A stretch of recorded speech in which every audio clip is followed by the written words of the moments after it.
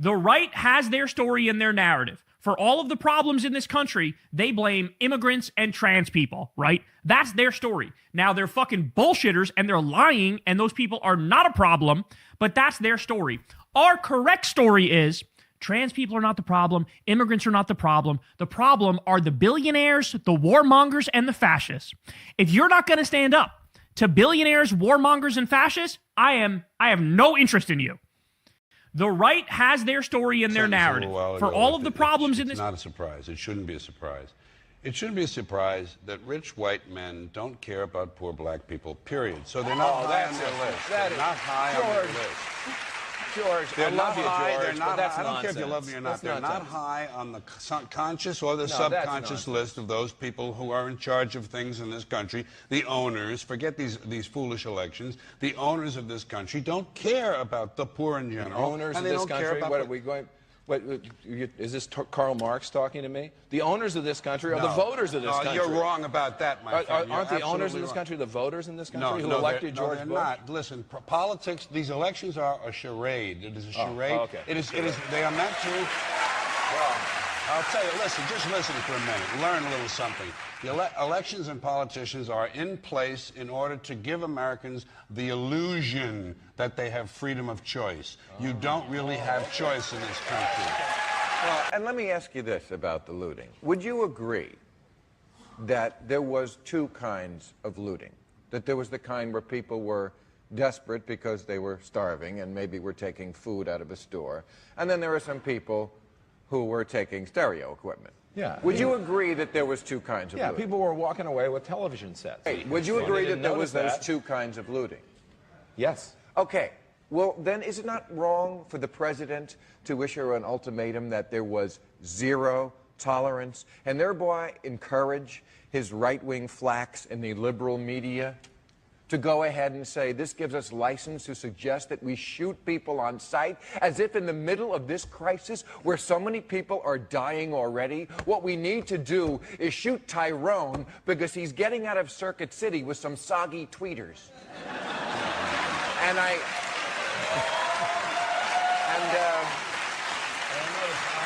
think Tyrone always had soggy tweeters, quite frankly. I have an addendum to that. The real looting in this country takes place in the transfer of the wealth from the poor to the rich. I'm sorry that you don't like class and the truth, my friend, but you're just stuck with it. Class and the poor have been systematically looted in this country. The rich have been made richer under this criminal, fascist president and his government. The miners! The miners! What's a little genocide between friends? What's a little...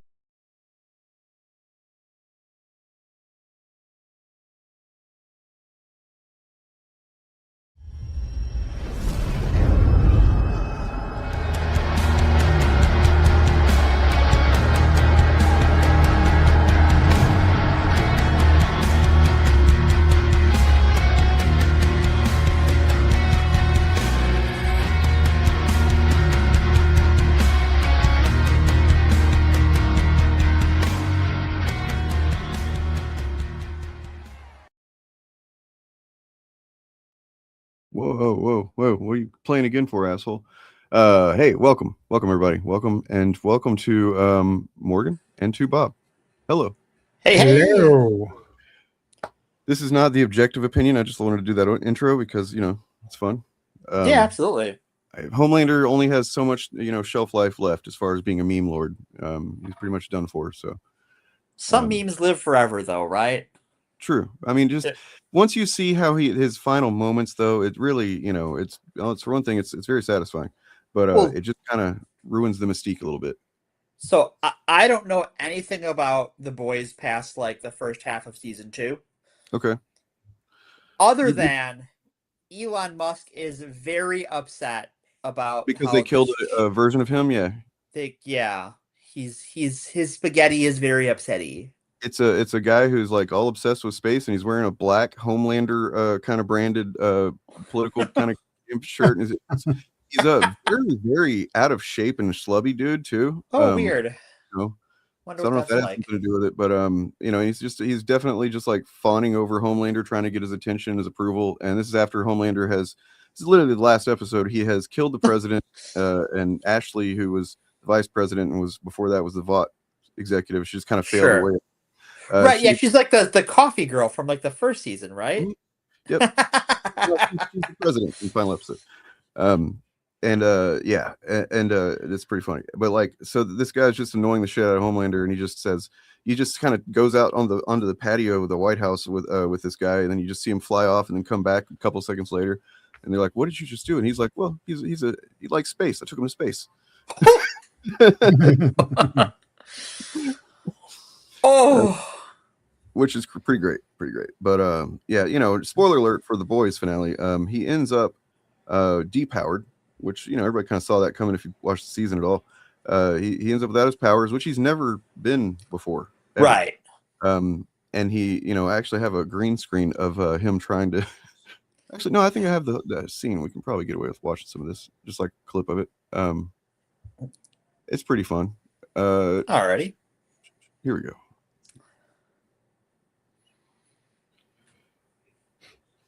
Yep.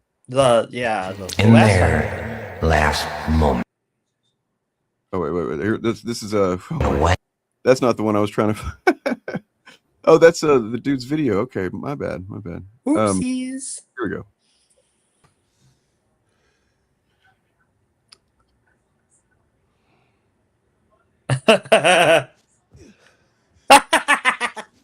He's trying to do jumping jacks. What a little sad doll. It was at this moment that he knew. He fucked up. Oh, yeah. Shock and awe, my son. Oopsies. Blood and fucking bone. So, It was at this moment that he knew. He fucked up. Oh, yeah, that's a big old fuck up. Yeah. You know, it's pretty entertaining. I mean, just a few moments before that on the show, he was sitting at the Resolute desk, live to everybody, just saying, you know, if he feels like it or if he has any question that you were absolutely loving of him and the only one and true God, then he would just fucking, you know, set fire to your entire city. And, Cool. He was like, you know, giving some really some threats he was definitely probably going to act on had, you know, the boys been there. Yeah. And then this is I guess the beginning of this video that I had from CHD or whatever his name is a YouTuber that makes some anti-chud content, and I guess Nice edit that he did at the beginning of it, where I think he's going to show the lines that Homelander says right at the very end, which is whew. In their last moments, people show you who they really are. So, in a way, I knew your friends better than you ever did. Would you like to know which of them were cowards? No. Stop. Oh boy. I love you, Liz. Hey, back up. How do you shapeshifter? Beer. Okay, so all the extra laughing stuff is not part of the show, but it's kind of annoying. But Well, yeah, I'm sure it helps avoid the copyright gremlins. True. He is definitely making it not the same. But here's the lines here that I was just like, oh wow. Just tell me. I'll fucking suck your dick. I'll do anything. You want me to eat shit? I'll eat your fucking shit. What the fuck? Yep. That's well, you know, and Eric Kripke, who actually I don't think is evil. Actually, I listened to an interview with him, and he talked about how, you know, they all understood, including the actor Anthony Starr, that it was extremely important that, given all of the terrible things we've seen Homelander do over the course of the years, that there would be this moment at the end where it's like he's powerless, and you know, you see that it, like all strong guys in a position of power like that you know. Abuse their power and hurt people and shit like that, and they really underneath it all are just fucking pussies. Right. It's just and I read today on some internet website. I really should start keeping track of these things. But an interview where Anthony Starr, or an article where it said the eat shit line was Anthony Starr's idea. Oh wow. So, yeah, because he got the call from Kripke to be like, hey man, I know you're really protective of the character. You've been playing it, this certain way, but you need to understand that at the very end he's going to have to be, kind of the opposite. And he's like, oh yeah, absolutely, yeah, that's part of it. And he's like, I've been looking forward to this. He contributed the line of "I'll eat your shit." Oh my god, that's awesome. Yeah, seemed like a pretty fun thing. There's some spin-offs happening. I saw the trailer for Vought Rising earlier. It looks all right. And then there's apparently I read this and it seems true. Seemed like it was being reported as a fact that the show, the next one of the next shows is going to follow the son of Homelander, whose name was Ryan. He was a big part of the show throughout the boys. Sure, yeah, I remember him. He's now like basically a not grown, if not grown, an older teenager. You know what I mean? Sure. And he's very powerful. Same power, or maybe he's not.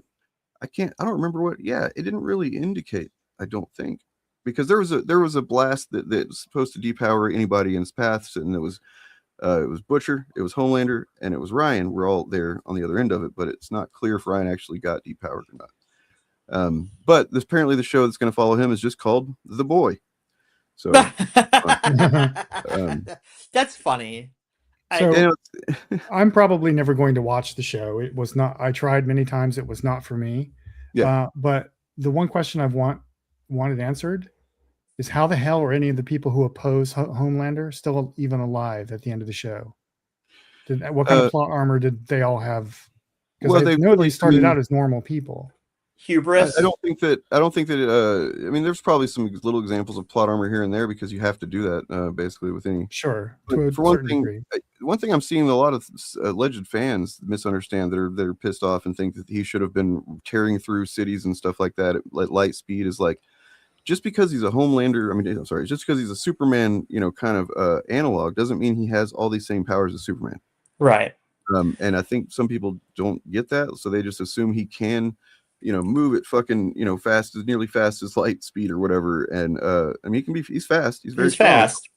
Nothing indicates that he's anything like what Superman's depicted in the comics or anything. Yeah, but funny his power set. He's got the heat, the laser eyes, and he's got the super strength and the invulnerability. So I would see clips over the years of like Billy Butcher. Like one clip that stands out to me is Billy Butcher and Homelander in a football stadium or something, and Billy Butcher's in the audience and he looks up at Homelander and it makes Homelander nervous. Well, so one thing is, so he has, just like in the comics, in the comics sets it up pretty well, and I'm pretty sure the show does too, and I just kind of forgot how, but basically the boys have stuff on the Seven. Yeah. They have information, they have evidence of stuff, and there's just kind of, when the comic starts, because I've been reading that, when it opens up, basically they're just now kind of their Cold War is starting to get warm again, where they've had an agreement for several years that the boys would leave them alone as long as they keep their shit together and they don't do anything fucking crazy, and don't fuck with them, because they have dead man switch stuff options for things to go out if and that would ruin Vought. It would ruin Seven. What I'm saying, it's like it's just having information on them that they don't want out. And then I think in the show, all right, that's all the explanation needed right there. That's plausible. Yeah. In the show as well, at least in the first 2 seasons, the Seven have a huge amount of media attention on them, so there's only so much they can get away with in public. Like, they're all evil assholes except for the one gal. Mm-hmm. But like there's still all these people around that, like, it would be bad for the company and for their public image, because the company is happy to replace them as soon as they are an embarrassment to the executives. And then Homelander, though, is in the comics and the show a bit of a different case, because everybody's kind of scared of him. You know what I mean? So and that's understandable too, and that kind of adds to the growing, like, what the fuck is he going to do? Because at a certain point, he doesn't care what anybody thinks anymore. He doesn't care what Vought, like he basically in the last season, essentially he took over Vought, so he was just the guy. Yeah, there's no one to answer to. This season was him taking over the government and being, calling himself God. So, but yeah, Oh, go ahead. The quote that so a lot of people are, there was some promotional material that had, like post-apocalyptic looking backgrounds where like Homelander's floating up above it and things are on fire, buildings crumbled and stuff like that. And so I think some people apparently believe that we were going to get a season full of just like them in that setting, in like a war kind of setting, like things are just sure. I never did expect that, and also I don't think that would have been as exciting as it might seem like. What this did was it showed what Kripke said. I thought was pretty brilliant in an interview. Was he says some people were expecting Berlin 1944, and he wanted to do Berlin 1938. Sure. And it's like, okay, that's fucking cool. That's an much it's a more interesting angle. Like because in the show itself, like this season starts off and there are camps, literal camps where like some of the main characters are in those camps. For a little while, and they are wearing like Homelander branded uniforms and essentially having to do slave labor and crap like that, and they're not allowed to leave. Definitely just concentration camps for dissenters and whatnot. But then outside of that, things are just going on like normal, like, and that's people. Keep seeing people saying like, oh, it just seemed like there wasn't anything, the stakes weren't real because everything's just kind of normal. And it's like, yeah, man, it's almost like outside your window right now, everything is most kind of normal seeming, except there's stuff that's very specifically different. Right. Like, it turns out. There's a famous collection of photographs taken by and of officers at Auschwitz and their families. And they're partying it up. Yeah. These are people like who are conducting the murder, the people who exterminated 1 million people in that camp. And that's the banality 20 miles away. That was coming. Banality of evil. 20 miles away, there was a little resort with music and dancing and pools and recreations, and all these photographs are of them laughing it up and having parties, playing with their dogs, decorating Christmas trees, looking completely normal. And if no one told you, hey, these are the people that murdered 1 million Jews in Auschwitz, right, you would have no idea. They just look like normal folks. That's what fascism is. It's not they roll in and just up into every literal part of existence. They roll in and they say, we're going to take control of these specific things. We're going to do these specifically shitty things, and you can just more or less continue to live the life you want to, as long as you don't complain or try and get in the way. Or you're not in one of the groups we're going to target. Right. Because don't worry, those groups are responsible for all of your problems, you see. So we're helping you. Now, and it wasn't hard to extrapolate where things would have gone quickly if Homelander had not been stopped when he was, which is that then the previous episode they had started doing focus groups of just random people, putting them in there and testing how much they actually believe in Homelander as God, and and then they had all the psychics that they had collected from across the country, all the psychic supers. And including almost maybe most of them were like bad guys, like terrible people, right? That were just basically having just examine the people that are doing the focus group stuff, and if they seem like they thought they were lying, then they would mark them, and then they would be executed. And you could see that being kind of expanded across the country, essentially, where Homelander's deeply insecure, and in fact, the more praise he got toward the beginning of the season, the more people started to try and feed him the shit he seemed to want to hear, the more he would hear their heart skipping a beat or whatever, and he would recognize that they're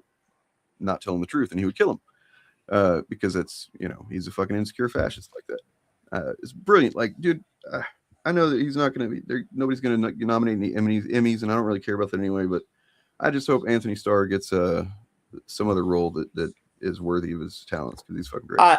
Yeah, he's a really good actor. Like, it's hard to play a character that like is compelling and is invincible, and you just want bad things to happen to and for 5 seasons. He's a complete monster, but you also are just like, I kind of like this guy. Like, I he's mean, almost like but you like watching him, right?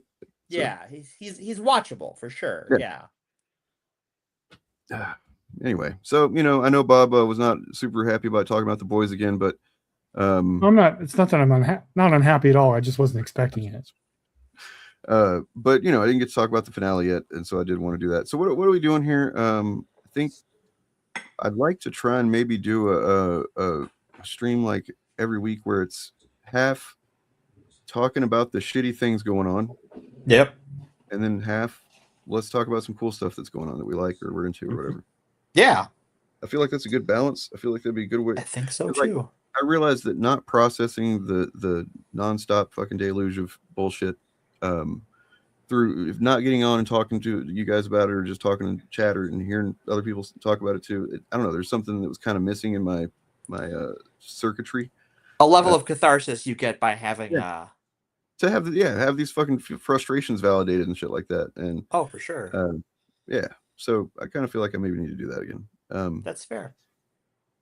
So we're working on the title of what it's going to be. You know, something like Doom and Goon is what we've got so far. So you know, that's my vote. Is gooning, literally gooning. We're going to be masturbating later. So, oh yeah, it's going to be a mess. Why do you think my camera's turned off?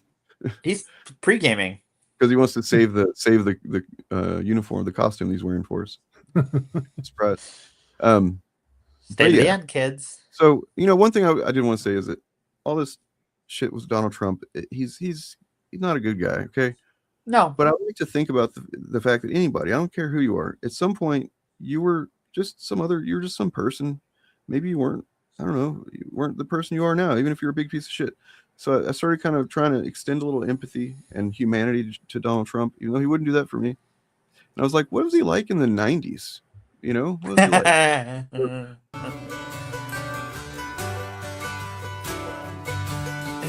Give up forever. Know that you feel me somehow. You're the closest everybody has a best friend. that I'll ever be. You know what's funny is I hate this song, so it just makes it even better. Like perfection.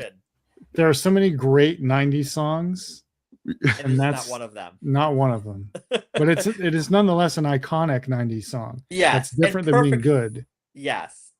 Perfect for this video. Quality shit post. Y'all say it's not a good song. I feel like I think about the broad you know 90s music that I know exists, and I think that's got to be in the camp of like at least it's not like the Macarena or you know something like that, right? Where there's some pure dog shit pop music in the 90s. Yeah, don't get me wrong. That song is peak. It is peak 90s rock. Mm-hmm. Derogatory. Good. Yeah. It is peak, 90s rock. I mean, like Nirvana and Alice in Chains is also not 90s rock, and so I just don't feel like that really. Well, that's good rock. Okay. Like there was a certain kind, like in every decade, there's a certain kind of rock music that's just really corporate. Mm-hmm. Yep. And that's what that song is. And it captures like everything that was going on in music at that time and puts it in that song. Well, because it does all of it badly. Giant thing in the 90s too. Like it was already a big thing, radio, but in the 90s in particular, that's where it started becoming like a mega corporate, you know, network of you know, you had your Clear Channel or whatever it's called, started buying up everything, and so that's when. What's Sketchy up here defending the honor of the Macarena. That is not wrong, right? Okay. Again, there's a difference between being iconic and being good. That's fair. That's fair. You know? I'm glad the Macarena has a soldier out there. Like, yes. Salute to you, sir. You know who Justin Jones is? Nope, never heard the name in my life. He's I love this guy. Representative in state representative of Tennessee, I believe it is. So recently, whenever they did their very racist bullshit that they did, the GOP there. Yeah, we're just Jim Crowing again. I just wanted to show this little clip here because I think it's fucking just so awesome. This is you're going to see Justin Jones, and he comes and plants something on. I don't know who the fucking white guy is, but he's clearly a Republican there. Farmer moves adoption of committee amendment number 1. Probably second. Any discussion on the amendment? Seeing none. All those in favor of committee amendment number 1 say aye. Aye. All those opposed say no. The ayes have it. You adopted next amendment. Seeing none. All those. What a. Chairman Farmer moves adoption of committee amendment number 1. Probably second. Any discussion on the amendment? Seeing none. All those in favor of committee amendment number 1 say aye. Aye. All those opposed say no. The ayes have it. You adopted next. That's funny. This guy, Justin Jones, the two Justins from Tennessee are just fucking awesome. Both Are remember they when the they two were, who were like thrown out of the representative house Yep. there? They were and then locked got out. Yeah. like recently when there's a picture going around right now, a photograph of the other Justin Pearson, Mhm. the one with the big afro, Sure. standing at the door to the Okay. chamber that he's been elected to serve in, Mm-hmm. and a white, I think it may be another white assembly member or a security guard, I forget which, but is blocking the door and like basically smirking at him. Wow, what a piece of shit. Like you ain't getting in here, right? And those two are just like, it's like listening to them speak, especially when they're doing a prepared speech, is like watching history. Yeah. You know, it's like, because they both come from the tradition of black church preaching, so there's a certain cadence and Right. performance to that they evoke when they do that. And That's rad. It feels like you're watching footage from the 1960s. Well, yeah. The which more is both things change. inspirational and terrifying. Right. That it's still necessary for us to have that, but it's inspirational that we have people who are doing that. Yeah. Yep. So I want to make sure everybody's seen this, just so you know, these people are fucking, it's fucking, goddamn it, man. These people. Do my job right. Right. The value to society and civilization from my for-profit companies will be much, much larger, Right. than the good that I do with my charitable giving. And I think this is an important point to make, because people forget, or they sometimes. It's interesting because it's like an insight into like, oh, how does their stupid fucking, money-addled brain work? Like Hey, Huh. Timu Lex Luthor, shut the fuck up. Just Yeah. like, shut the fuck up. He's not even Timu Lex Luthor. He's like Alibaba Lex Luthor. And like, smug He's look- he's it's like eBay. about this too. It's Like- like he's saying something so fucking, I doubt that it's as true as he's saying it. Even if it is what he's saying, there is any facts to it. Like, it doesn't discount the exploitation and the harm that is being caused. It doesn't discount the fucking dead employee on the fucking floor. Right. But he was forced to walk around them and shit. Yeah. And make no mistake, what Craigslist Lex Luthor is saying here is complete bullshit. Like, we live in one of the greatest times of wealth inequality in the history of this country, maybe the world. Yeah. And there is science on this. There's political and social science on this. Societies where resources are more equally distributed have lower crime. Yeah. Lower, even of crimes like domestic violence. Right. And things like that. Like, everything is better when Yeah. you don't have billionaires. So this guy is just talking out his ass. And here's the thing. Okay, so you don't want to pay taxes, Dollar General Lex Luthor. You could pay your employees more money Mm-hmm. and hire more people to work less aggressive shifts, and you would still be so rich you would never notice a difference. Yeah. Except that people wouldn't be leaving piss bottles when you go to the art show. And what he's also overlooking here is that the arguments he's making were the same ones made by the previous generation of robber Right. barons, like J.P. Morgenthau and Henry Ford and so forth. But those guys invested in infrastructure, Right. and Libraries, the and arts education, and libraries and shit, Yeah. for totally selfish reasons. Right. But Absolutely. they built things that served the rest of society, and this fucker is not doing that. No. None of these fuckers are doing that. No. Yeah. He goes on to say some. Let me continue playing this, because he says a couple of dumb things here. I think it's in this clip. I hope so. Don't see that when you create something like Amazon and you're saving. I get letters from new mothers all the time that say, like, I have no idea what I would be doing right now if I didn't have Amazon. Thank you. Or what we did in the pandemic when people could really see what an essential service we provided to them. And so, this is Amazon creates tremendous value. And by the way, all companies are creating value of some kind. That's not the clip that I thought it was. The one where he says Trump is this term compared to his first term, Trump is more mature, more measured. Oh God, yeah, I saw that clip. Like, bro, you don't like. What are you trying to get at him right now? Because that is, you know, that's not true. You know, it's not. Good gravy. Goodwill Justin Hammer. Listen the fuck up. We do have a solidarity, breaking solidarity amongst the billionaires, though. Your company creates value with or without you. That's true. Your don't workers do shit.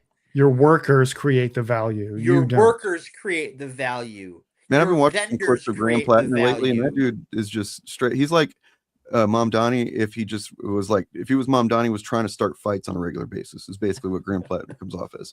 Like, Yeah. he's saying it a little bit more, you know, aggressively and like, fuck you, dude. You know, attitude. Like, I'm right, bitch. Yeah, and Mamdani dumped all his points in charisma, and Plattner distributed them more evenly among strength, constitution, and charisma. That's true. Not wisdom. Those of though. us that live in California are Not reviewing wisdom, yeah. the billionaire's tax. The question that a lot of people submitted to me to ask you is, how does that impact that talent pool and the industry and Silicon Valley? Is it something that's of concern to you, or it is not? You know, I got to tell you, I haven't thought about it even once. We work in Silicon Valley because that's where the talent pool is, and we have offices all over the world wherever there's talent. We have offices. We have office in Germany. We have office in all over the world, and so we chose to live in Silicon Valley, and whatever taxes I guess they would like to apply, so be it. I mean, I'm perfectly fine with it. It never crossed my mind once. So this is a liberal billionaire. Mm-hmm. Well, that's a Democratic Party billionaire right there. Yeah. He's in bed with he's donated to the Palantirs. ballroom, and apparently he works with Palantir as well. So, Well, I think it's more that like everybody works with NVIDIA. Yeah. Because when it comes to GPUs, which is a lot of the stuff that Palantir needs, the NVIDIA is the main game in town. So that's true. He's an arms dealer in cyber warfare.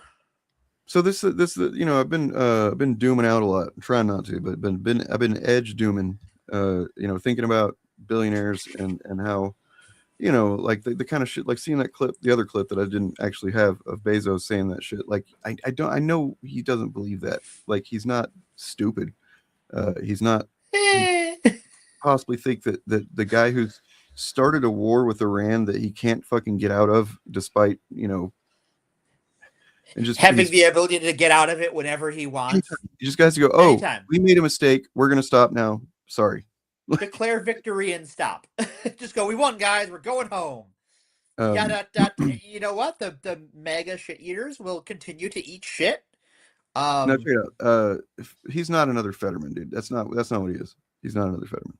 Fetterman, if you look at his you know, his record before he got on anybody's radar, we should have done a little bit more diligence on Fetterman. Fetterman had the benefit of running against Dr. Oz. True. Yeah. And as absolutely dog water as Fetterman has been, he's not Dr. Oz. Oh, shit. Right. Like Fetterman was, this is what a lot of people don't get about Fetterman. He was always this way. Yeah. There was no time in Fetterman's career when he was not a crazy anti-immigrant Zionist. He has always been that. You can trace his political record back decades. If you go back the same amount of time in Plattner's background, you will find him shit posting about communist revolution in favor of it, which comes with a whole set of other problems. But he is not a secret Nazi. He's not he's not a Zionist waiting to happen. He's just a dumb, drunk Marine who got a little wiser when he got older. That's it. So I mean, you got to think about this. Fox News has been doing hit pieces on him. New York Times did a hit piece on him. Yeah. If that's the case, there's something there, in my opinion. Like, I mean, Yeah, if you have both New York Times, you know, the liberal fucking bastion New York Times, and liberal, then, both trying to go at him. You know what Fox News discovered about him? What did they discover? Some really fucked up stuff, actually. That they dug through his, I guess, old deleted Reddit posts. They keep going there for stuff. Oh And yeah. so at one point when he was in the military, and he told people about this on Reddit, he masturbated in a bathroom and was talking about some of the graffiti on the wall. What? Yeah. Okay, that's a deal breaker. I can abide Nazi tattoos, but masturbation is off the table. Sorry. Right. I mean, it's literally like, dude, the dude jacked off while he was in the fucking Marines. Are you kidding me? Like, Marine jacked off. What? That's like I would be more concerned if he had it. Marine, protocol kind of thing. Let me address this comment too. Now, I'll start by saying I get it. Blackwater is an evil corporation, but it is important to look at what he was doing when he worked there, because Blackwater does a lot of stuff. And part of the problem with a thing like Blackwater is that private industry is increasingly being given the duties that the government used to do, just so that the government can skirt Congress. But what Plattner was doing when he worked for Blackwater was serving as a bodyguard for diplomats. He wasn't a mercenary. He wasn't out there like murdering children. That's what he did when he was a soldier in Iraq. Good point, man. Right. That actually does. I mean, because I was just willing to accept that he probably was doing whatever shitty things that they do, and that was part of what his waking up to how fucked the system was. Yeah. You know what I mean? And he's talked about how he went back into that because it was basically the only work he could find at the time. Right. That's another thing for him to do anything else. Is a lot of people who went into the service during Iraq and Afghanistan got out and couldn't land a gig that wasn't either shit pay or something like a Blackwater. Yeah. Which, I mean, the evil people are the ones, running the companies at a certain point. Like, I don't know that I'm going to release my ire on someone who was just collecting a paycheck, especially one who was just doing bodyguard work. And he's also said, if these things are deal breakers for you, don't vote for me. And it was for me. I mean, of course, I'm not voting for him anyway. So I'm not voting for him. I can't vote for him. But back whenever the Totenkopf tattoo thing came out, I was like, "What the fuck, dude? Yeah, I can't. That's weird. I can't do it. I can't get behind that guy." But like as time went on, and then I heard him explain things more, and then I heard a different because a lot of the perspectives at that point was trying to, and this is what my perspective was: is how can you not recognize that that's what that is? And then I started thinking like, would I have, if I saw that in the wild before about 5 years ago when I started really focusing on fascism, right?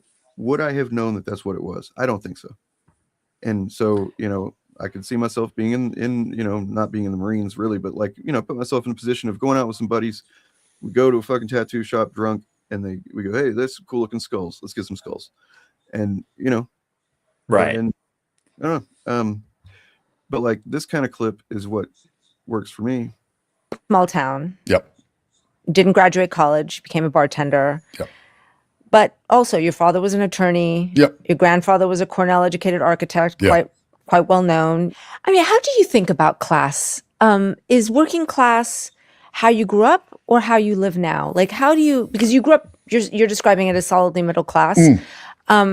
I think the difference today, and you make your, in your pitches, I'm of the working class now. I work with my hands. Yeah, and I am. I mean, I work with my hands. I don't make a lot of money. My wife and I work incredibly hard, and we probably make like $60,000 a year combined. We don't have money left. Bro, like, I mean, yeah, and a lot of people should do a lot of things perfectly, but they don't. They don't. Like, yeah. And he put the tattoos on his body while he was drunk. Not while he was sober. And he was also on shore leave while he was out. Literally, he was deployed at the time. And like, I mean, that's not the kind of thing. That's like you have some time to yourself with your buddies, and before you have to get back out and fucking whatever god awful uncomfortable situation you're in that you're having to fight for, your life and stuff. And so yeah, you fucking make rash decisions when you're fucking drunk as shit.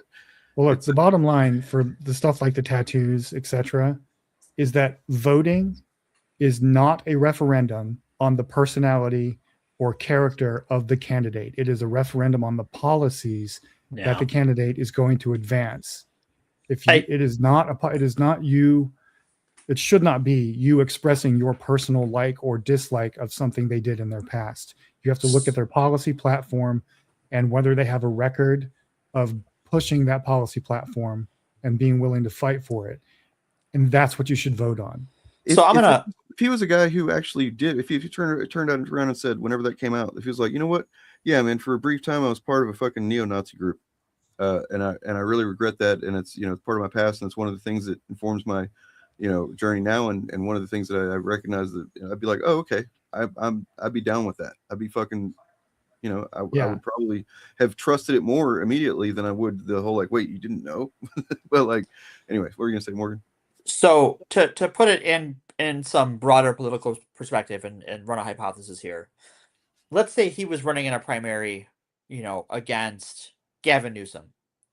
We know, okay, let's say he knew it was a Nazi symbol when he got it, over a decade ago. Yeah. What has his positions been since then? What have we seen from him? What have we heard from him? How has he run his business? How has he behaved in public before he was looking at running for office? Let's look at Gavin Newsom. He doesn't have any Nazi tattoos right now, right? He's sucking off Ben Shapiro. He's saying he's in lockstep with Charlie Kirk. He's saying that Charlie Kirk can't not even interested say at all in any billionaire taxes. Right, he's not interested in that. He's walked back Medicare for all in his state. He's been very, very anti-homeless. Gone out and done like PR stunts, kicking over homeless camps. Like, and where is our energy going? And the thing with Plattner is, you look at his public record, like his shit posting and all that stuff. Yeah. If this guy is a secret Nazi, he's been playing a very long game. Because 20 years ago, before he thought he would ever going to run for political office, he was posting about socialist revolution and stuff like advocating for stuff like that. So secret Nazis don't do that. Are you saying that making youthful dumb young person choices when you're military have the same kind of thing like with your long-term policy proposals? Like, what the fuck are you saying, man? We learned, like, we were all in our 20s at some point, and we all did shit we regret. I have 3 tattoos. I have 3 tattoos that I fucking embarrassed that I still have them. They're nothing fucking racist or whatever, but they're ones that like they're not finished or they're like a stupid design or whatever, and I haven't got anything done with them. And it's like a Snoopy tattoo, isn't it? Yeah, siblings. If social media had existed when I was a teenager and in my 20s, I could not show my face in public right now. I'm just saying, But so Plattner's narrative about himself, and you can buy this or not, but it is what he's saying, is that when I use the word I'm speaking in the voice of Graham Plattner here. His story is, I used to be much stupider than I am now, and I made some very dumb choices that if I had to do them over again, I wouldn't, but we are where we are. Yeah. And I am a changed man now. And as evidence for that, I put forward my activities in the last, 5 or 6 years or whatever. And I ask you to evaluate me on the basis of that change and not a single moment in time from when I was. Let's look at it real practically here, because none of us can vote for him. So it doesn't matter what we really think in that regard. It doesn't matter if we that. What matters that I decided to start following anyway and seeing what's going on is because he, like Mom Donnie, is a potential bellwether of where things are going to go. If this guy can unseat Susan Collins, which it seems like he might be able to, that's pretty fucking cool. It's like literally just a microcosm example of what we need to happen throughout the country. Of some person that has very clear and fucking direct, working class and poor people and anti-fascist and anti-racist fucking ideals that's going to just like go head on at all these motherfuckers that are ruin our country and ruin our lives and world. And we need that to happen all over the country and to go after these old people that are literally dying in their fucking Senate seats and shit. Well, yeah, Yeah, because that's the governor of Maine, who is, I think, in her 80s or late 70s, was running against him, and she was the party's preferred candidate. And she dropped before the primary because he was Because he so was doing far so well. ahead. yeah.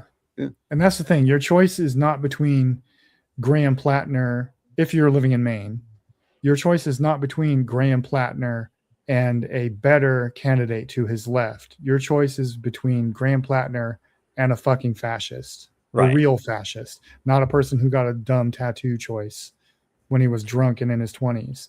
So you should always vote for the leftmost candidate on the ballot, regardless of what you think of them personally, because voting is an exercise of political power, not a referendum on your personal feelings about that person. And I would also say that this also is an example of letting the media cycle kind of overwhelm you. That's what I was getting at. Yeah, was that And like just become more about like, oh, the things that you're happen to see because of algorithms and because people are pushing that. And it's always important to kind of step back and ask yourself how much of this is like organic, how much of this is worth paying attention to, you know, and should I be making any, I don't know. Yeah, how much are you paying attention to this versus if there's someone running for Senate in your state or governor? Because a lot of governorships are up during the off presidential years is when a lot of governors cycle through.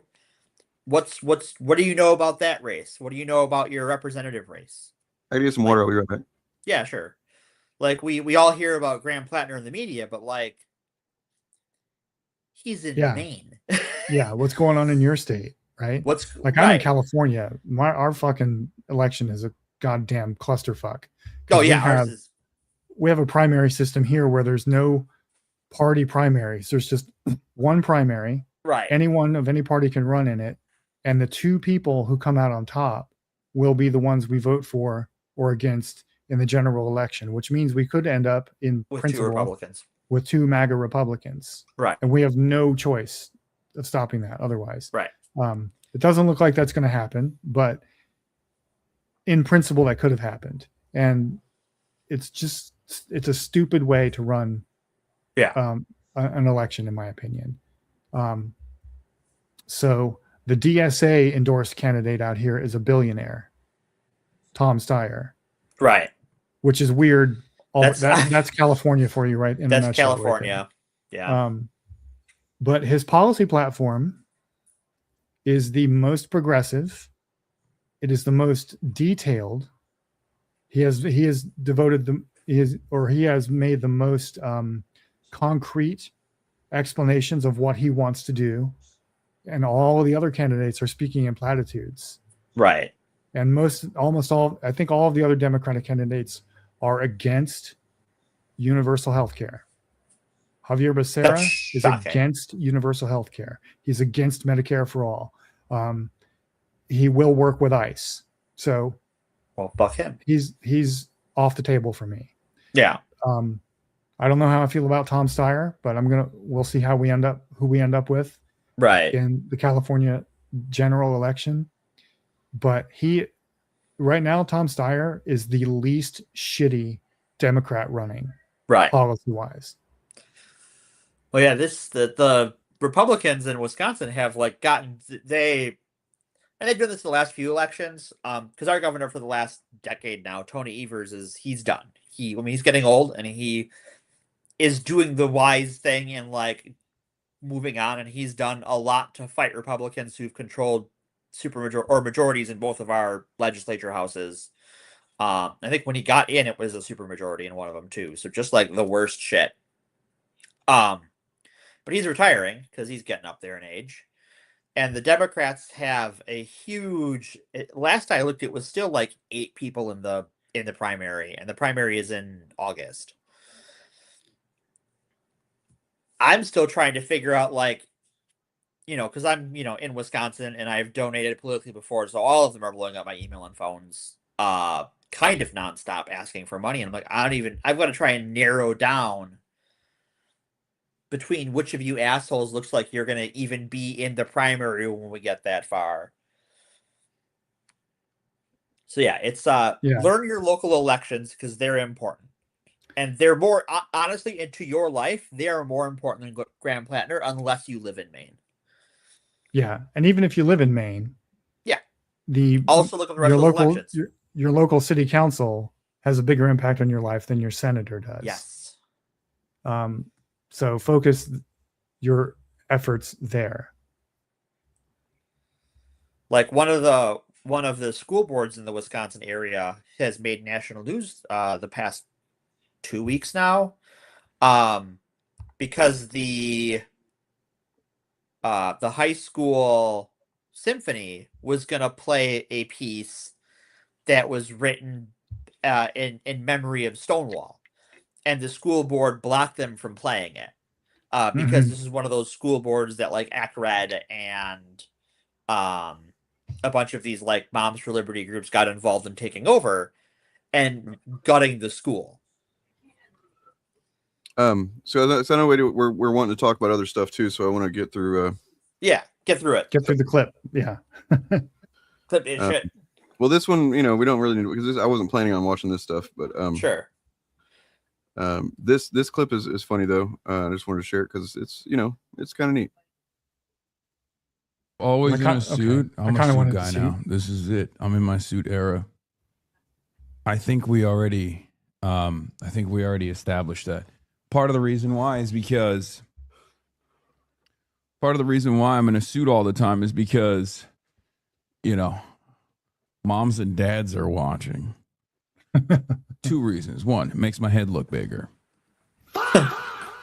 Number 2, a lot of conservatives come in here to watch lately to see what's going on. And as a chatter correctly pointed to, wearing a suit, basically like lingerie for old conservative ladies. Yeah, they love that shit. Gets them horny. And in their horny moment, they just are a lot more receptive to what I have to say. This is how we spark the revolution, ladies and gentlemen. This is how we do it. Antifa wine moms, rise up. He's clearly a problem that we need to fucking talk about how terrible he is all the time. Well, this is one of those, just sort of circling back to the stuff we're talking about with Plattner, right? Like the media wants us talking about this guy. And yeah, he's a big streamer, but like what political power does he have? Well, apparently a lot. You see a pattern where it's like if you see the media and people talking about somebody like Plattner or Piker or whoever, and they're saying saying what they believe, but they're not actually showing you anything from that person. Right. Pretty good indicator. You should probably not listen to what they're saying and go seek it out. That person out yourself. Yeah. Verify. Kind of like the inverse almost of what they did with or they did a similar thing with Charlie Kirk. Yeah. Where they were like, oh no, he's they weren't sharing any videos of him saying, any of the videos that we've all seen go viral and stuff like that. The clips that we know of, whenever he died, it was like just a bunch of the amount of like normies I know who like saw the big hubbubaloo they made about him dying, and then they looked the guy up and they watched clips of him like, oh, what? Yeah, this guy. Yeah. Well, speaking of Charlie Kirk, I did have one more boys thing I wanted to just mention because it's fun. That's probably a good transition to the gooning half of the show. Well, I guess so. Then I won't talk about the stuff that the bulk of what I was going to say, but that's we tangented too close to the sun. It's whatever. So, if spoiler for the boys finale again, the Deep, the character of the Deep, he very befittingly was seemingly impaled through his butt, but the tentacle came out his mouth by an octopus.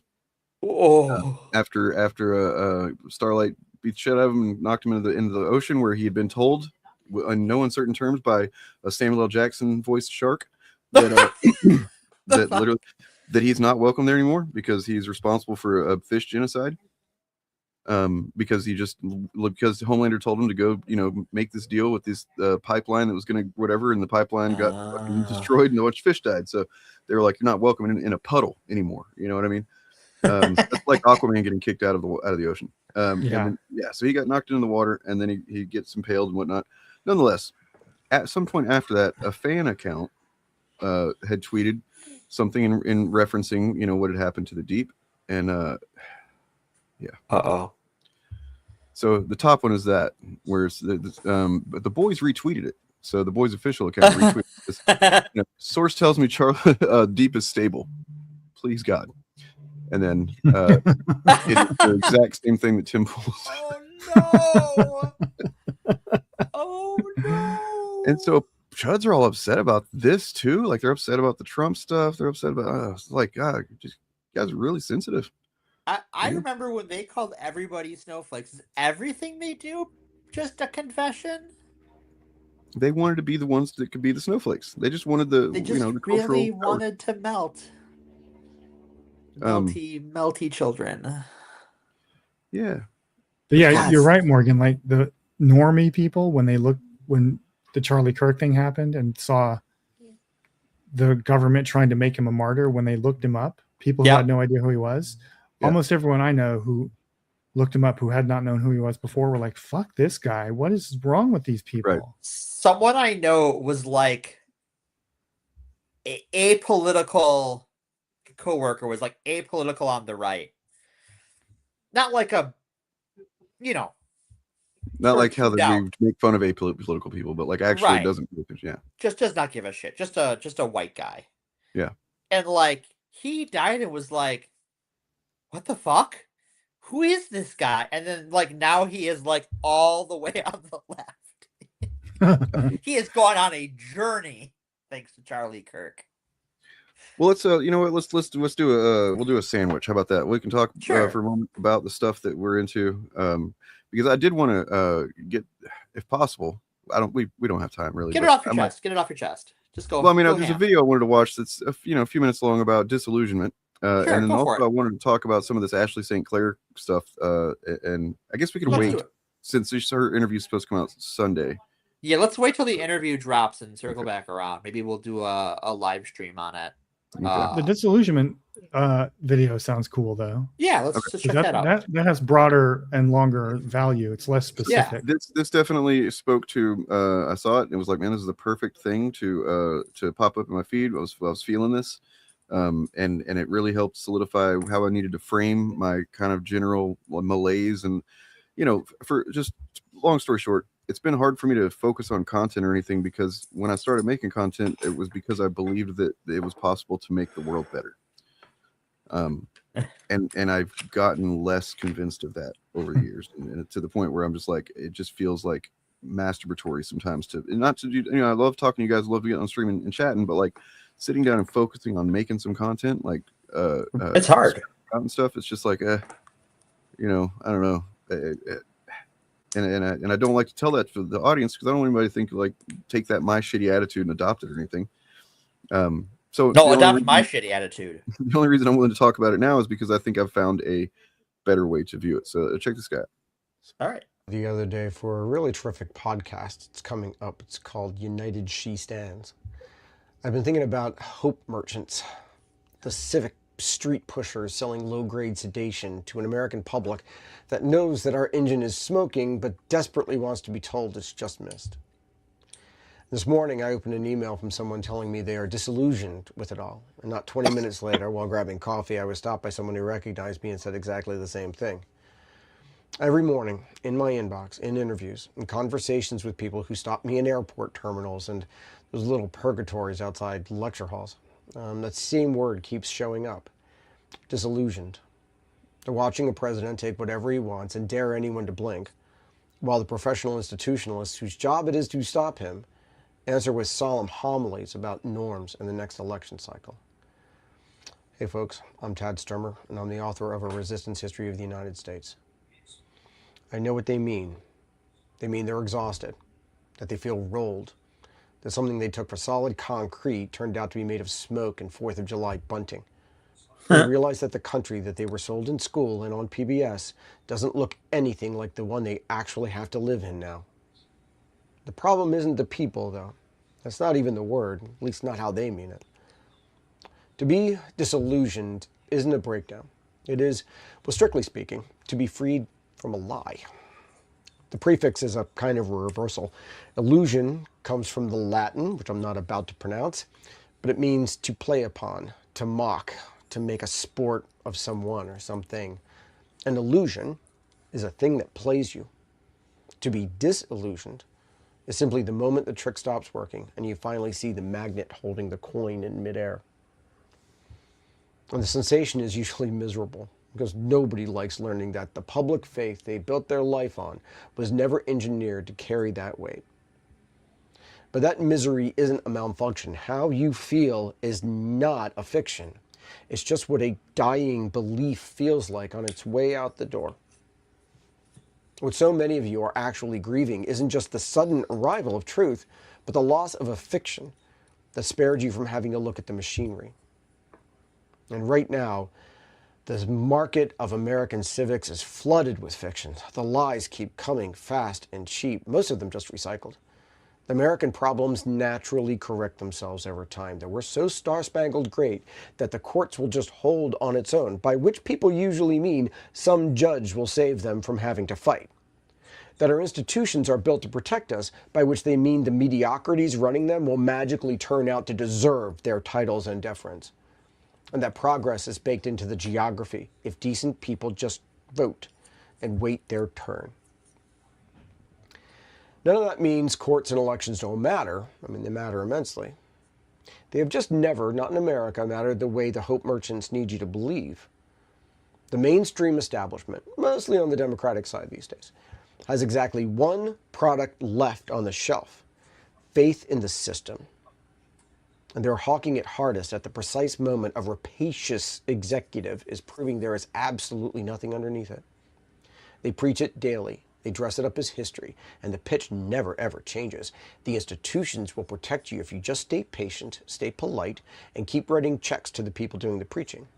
They sell the courts and the ballot as self-correcting engines whose natural output is justice. Just wait for it. It'll come eventually. But judges rule or they don't, and politicians act or they don't, and which way they go has never been a matter of institutional national conscience.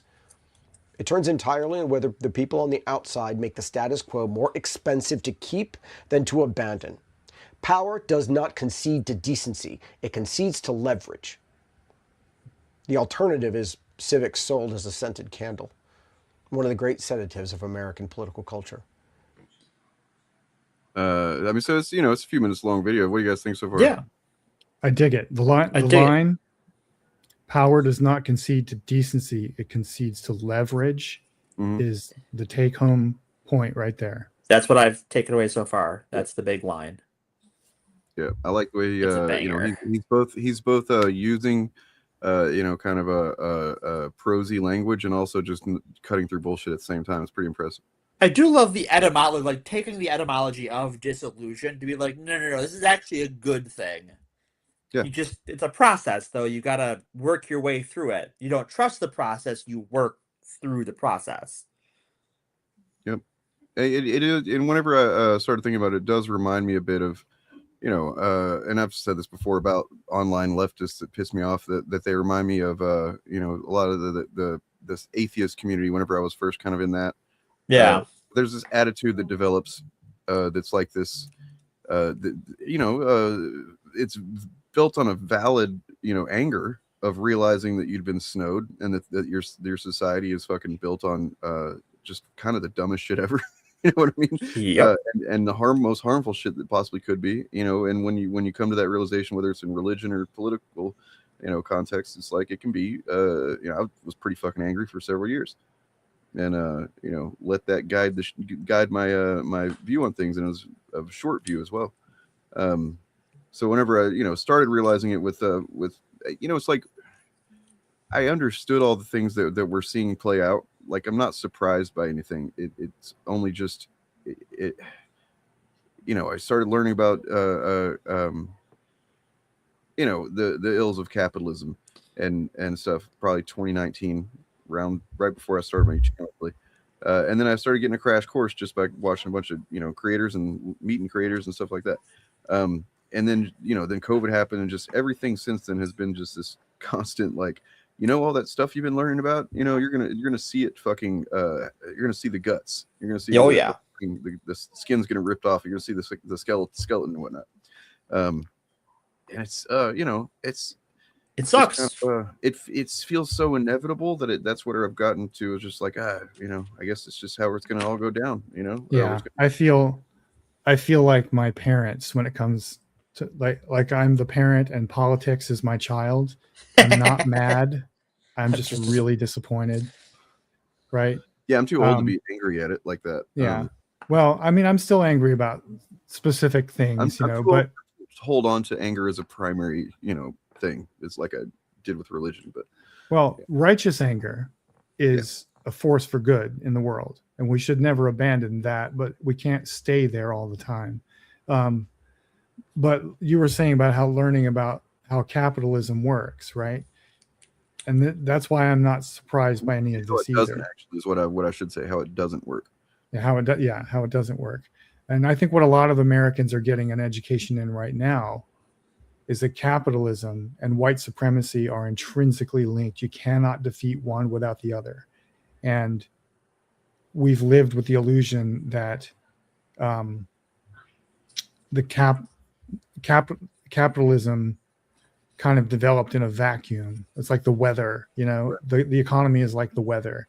And the people who are fighting the hardest to preserve capitalism are also the ones fighting the hardest to preserve white supremacy, because they see the demographic shift coming, and they understand, the billionaires understand, that they can't protect one system without protecting the other. Yep.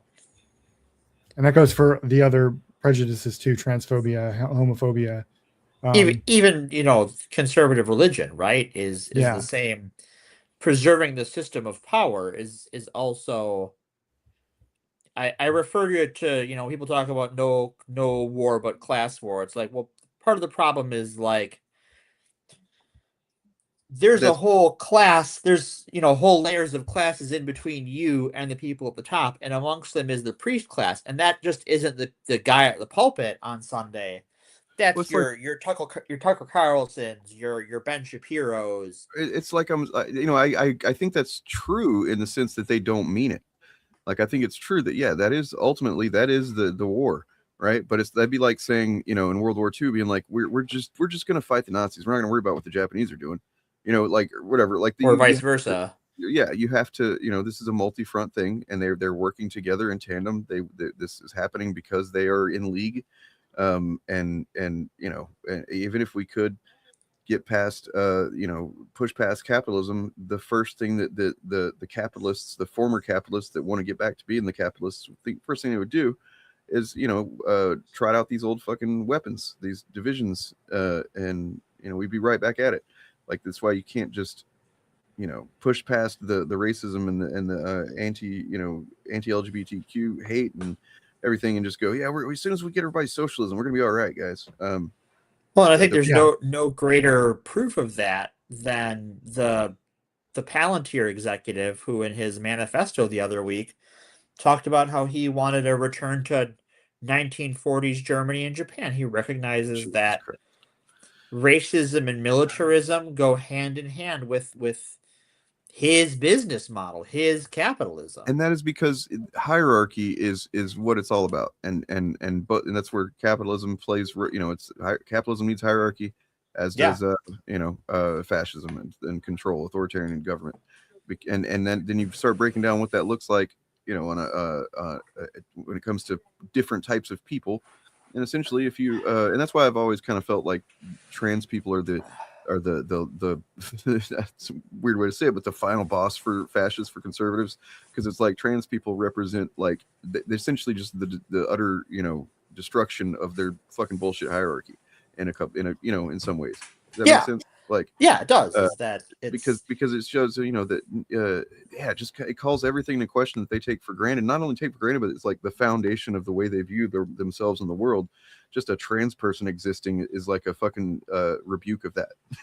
Well, and you even look at how they treat trans conservatives as part of that, because like Caitlyn Jenner did an interview recently about how like her passport got invalidated. Yep.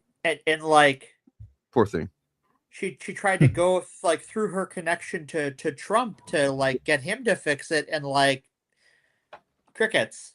And it's just like, well, girl, what do you think was going to happen? Yeah. The Reagans did the same thing to Rock Hudson. Yep.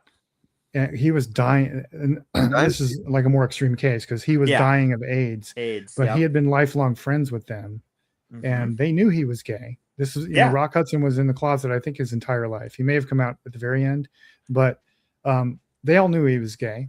And he thought they were his friends. And he reached out to them while Reagan was the president. And I forget specifically what help he was asking for, but Rock Hudson was living in Europe at the time. To access some doctor that was out of the country or something like that. But and like he asked also after the you know, the epidemics kind of popped off to where, like, you know, and Reagan's whole literal approach to that was just pretend it's not happening. You know, don't even let them die. Yeah. And so like Ronald Reagan and Nancy Reagan specifically, understand now, Reagan and Rock Hudson were colleagues in Hollywood. These men had been in movies together. They were lifelong friends. Reagan probably banged some dudes well alongside Hudson, you know? Maybe. But the point is, when Rock Hudson reached out to his lifelong friend, Ronald Reagan, the president of the United States, for help in getting access to medical care that could have saved his life from HIV, Reagan was like, nah, bro, sorry. It's not helpful to me. I'm not going to do that for you. They actually said that to him out loud. Yeah. Yeah. And that that's why I always want to sit with, even though it's not my place because I'm not a member of the community, but I want to sit with queer conservatives and be like, bro, sis, sibling, what do you think these people are going to do to you? Right. If you get everything you're asking for, how long does your life look in that? Yeah. I feel like it's a self-hatred thing. I mean, that's the kind of cliche answer, but like that's what I kind of come to is like they don't want to see themselves as. I think it's that and fear. They're hoping to protect themselves. Yeah. Right. But I mean, wouldn't the easiest thing to do to protect yourself to just to not live out in the open about it? I mean, I don't know. I think you also have the Dave Rubin thing where like you think money and prestige and access will help you. Yeah. And then Ben Shapiro tells you to your face that he's not going to come to your fucking kid's party, whatever it was. Like. And now all the people in Ben Shapiro's circle, you know, how many of them have turned on him the last few years since October 7th? Yeah. I want to circle back to the there is no war but class war thing. Yeah. Because the word class is doing a lot of heavy lifting there. Mm-hmm.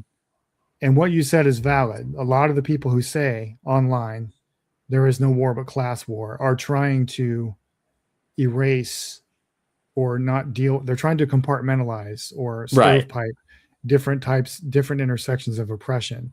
However, the material reality is that the working class is multicultural, multigender, multi-religious, multi-ethnic. And always has been. Always has been, all the way down. And so once you understand that, the motto, there is no war but class war, can make sense. It all hinges on what you understand class to mean. Because in a class analysis, there's only two classes, the working class and the capitalist class. And the difference between them is which one is the boss, who owns the means of production and who does not. Most people don't own the means of production. So they are the working class. Even if they are a rich Hollywood actor, they're still working. If they don't own the production company and they don't own the studio, they are working class. And that goes all the way down to the plumber or the Burger King. So that's what I think this putting the fries in the bag worker. This one clip is about that, where he's kind of talking about how he sees the working class and you know, it's basically just, if he even says like if you own a small business but you go into work every day, you're still, you know, you're still working class. Yeah. Which is, you know, you had people like, I remember Peter Coffin trying to remember was the PMC, the professional managerial class, that they would try to distinguish as being somehow, you know, like, oh, they're upper level management of some, you know, company or whatever, and it's like somehow that makes them the same thing as an executive or something. I don't know. It didn't make any sense to me. Well, yeah, it's this like there's a lot of people in Peter Coffin's sphere who believe white collar workers aren't working class. And Right. bro, I got bad news for you. Yeah. Hey, you're a YouTuber. You're a white collar worker. I feel like I just ended up deciding that I think Peter Coffin is some kind of psyop, and maybe intentionally, I don't know, but like I don't I think think Peter I've Coffin's seen just an idiot. yeah, definitely that. I haven't seen anything he's made in like 4 years. You know, it might be I might have seen it, but maybe he's become some kind of weird lefty chud, and my chud blindness just filters him out. he did become a kind of a lefty chud for sure. That's crazy. All right, well, I guess we move on to talk about some good stuff now. Yeah, let's talk some good stuff. I love good stuff. What do we got? You had some Gundam or something? I have some Gundam stuff, yeah. So the new Gundam movie came out in America, came out in Japan earlier this year, I believe, but it has an obnoxiously long title because it's an anime. But it's Mobile Suit Gundam Hathaway. It's the second movie in that series. But it did something interesting that I think we've talked about on the show or on the Fabcast before, back when we did the Fabcast, and on Friday streams before too, that I thought was worth talking about, in that it deviates from the source material. Dun dun dun. And that is something that people who complain about the modern audience, which is to say us, will say you can't do. That's a huge sin to deviate from the source material. But this changes the story, because these movies, there's going to be 3 of them. They're an adaptation of a book the creator of Gundam wrote in the 90s. It changes the context of the story and doesn't really like change any of the material facts, but refocuses them by having what's sort of a bland encounter in the book be a thing that causes the main character, who's an eco-terrorist effectively, to flash back to this traumatic incident in his teen years. That's the crux of his character. And he's having this giant robot battle where he's flashing back to this fight he had as a teenager where he stole a giant robot and this girl he loved got killed because of his tomfoolery. And he is like, he thinks he's fighting his mentor, who is dead by this point in this flashback. And it causes him to almost lose this fight. And none of this happens in the book. When you're fighting a giant mech. Yeah, having it's a genuine PTSD flashback where like the animation style changes. It's disorienting for the audience. It's a really cool visual moment. None of that's in the book. And the book's just kind of okay. This elevates the whole story about like how he has not escaped his trauma and he has not done any self-reflection, and it's ultimately going to doom his cause. And I just thought that was so cool to have this flashback and do new animation of an older movie, but also just to reframe this story about how, you know, he's doomed because of not just the system, but because he hasn't worked through his thoughts on the system and how he's just repeating the bad decisions of people he fought before. Interesting. Yeah. That is pretty cool. So yeah, and then to answer this question, I like it with a big asterisk. That asterisk is, I think, the death fake outs at the end of the first season cheapen the actual deaths of those characters in the second season. Oh. Yeah, we're like, so the end of the first season, they make you think at the end of like the second to last episode, all of these secondary characters are dead.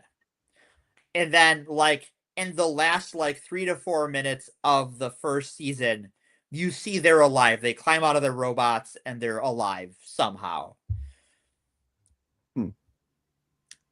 And then in the second season, all of those characters then die. And it's just like, really? Really? Like, I get it. Like, a lot of people die in this show. There's a great, so anime does this thing where they have like an opening song and an ending song, and every half a dozen episodes they change that song.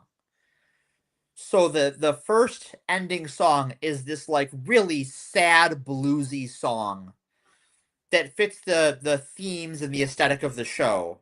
And then it changes to something that's a little more upbeat in the second half of the first season. One of the main characters dies halfway, like 3/4 of the way through the first season.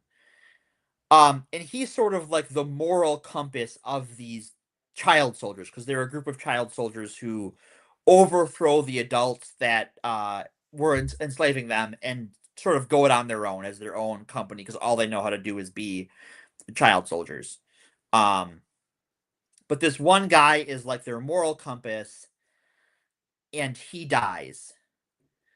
And while he's dying, that first sad bluesy ending song starts playing, and the episode goes out on that, and I'm like, you son of a bitch. I hate it here. But that's such a good use of music to tell a story, and that's why I like these things. Just like using all parts of the production, the visuals, the music, the storytelling, the character relationships to create more than just good writing or bad writing or simplifying it. That like you can have a bad source material be used to make something wonderful. Wait a minute. Are you saying that in a visual medium, things that are not people talking or people moving around, things in the shot are conveying narrative information? Yes. Without actually speaking words? Yeah. Is that what you're saying? Right. That's So it blows my mind. So another thing about the movie I just saw, there's a character in the book. She's the fiance of the main character, and they can't get married. The reason that he becomes a terrorist in the first place and she joins him is because she's an illegal immigrant to Earth, and so they can't get married. This book was written in the 90s for those who are like, immigration, how current fucking day us. Yeah, I didn't think immigration was a problem back then. Right, apparently not. But in the book, all of her monologue, like she monologues a lot about like what she's feeling, and she leaves him halfway through the story because like he is just lost in the sauce in this whole thing, and like his original motivation is of like helping her build a world where they can be together has gone out the window for him. The movie does that by her appearance changes throughout the movie. She cuts her hair. She starts, she goes and does things that are different, and most of it is just like throwaway lines or just visual cues that like, oh, she's going through something, not like having you just vomit it out in dialogue. You use the whole of the movie to tell the story of the movie. Hell yeah. Wow, man. Wow. Yeah. But just after seeing a certain short piece of media, I hesitate to call a film, the other day, I just thought like talking about a movie where they use the whole movie to tell the story. Yeah. I figured we'd try Dr. Manhattanville here. Oh, hey, there we go. Oh, I'm gone. Now I'm back. Now Jay Kung is just asking me about Gundam. Well, what about you, Bob? What about Bob? Huh? Well, I'm currently gooning over the audiobook version of Emily Wilson's translation of The Odyssey, narrated by Claire Danes, which I already had on my phone. I bought it months ago through Audible, along with her translation of the Iliad, narrated by Audra McDonald. But I hadn't gotten around to listening to it yet, and I started listening to it this week because of all the discourse. And what color is Helen of Troy in that audiobook? Funny you should ask that question.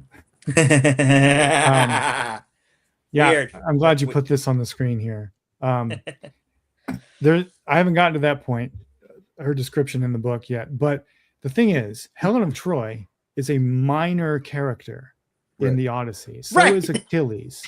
They are barely both in the story. They're not part of the story of the Odyssey. Yeah. Because the Trojan War is over. Yeah. But I just wanted to say before we get into that, those questions, the translation is really cool because Emily Wilson, the translator, identified that most translations of the Iliad and the Odyssey that we've gotten since like the 1700s have been written in very elevated, flowery prose. Yeah. Due to the influence of a translator named Alexander Pope, who was, I think he's probably still the most widespread and most popular translation. Oh, yeah. Which makes it sound like Shakespeare, right? Or at least to modern ears. And she went back to the original Greek and, you know, it translated the original register, which is a lot more, I don't want to say naturalistic, but more grounded and more gritty. So even though she has translated it into iambic pentameter, which is the default rhythmic verse for English, it still feels poetic, and the delivery of the dialogue sounds like soldiers would talk, which if makes soldiers sense. talk in poetry, right? Right. Because it's a story about a group of soldiers who are lost at sea and trying to get their way back home.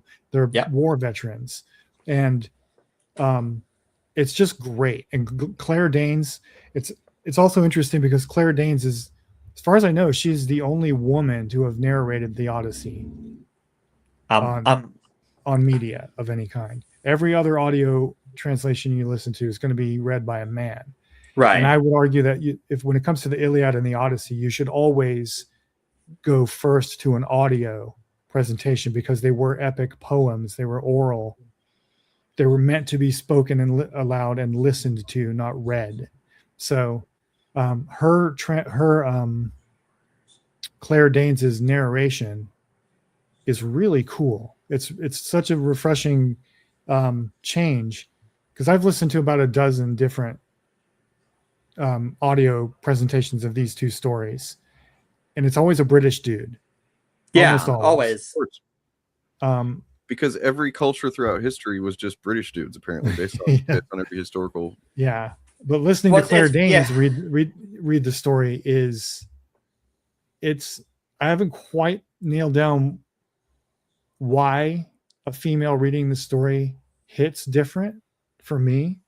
Not yet, anyway, because I'm only about a third of the way into it, but it really brings something to the text that makes me look at it in a whole new light. It's kind of like reading Lord of the Rings through a queer lens for the first time, you know, or something like that. When you learn about that lens and then approach the story through that yourself, even though you're not from that community, it gives you a whole new understanding of what's going on in the text. Also, Helen of Troy was the granddaughter of Andromeda, the queen of Ethiopia, and the Greeks knew damn well what the people in Ethiopia looked yes, like. they did.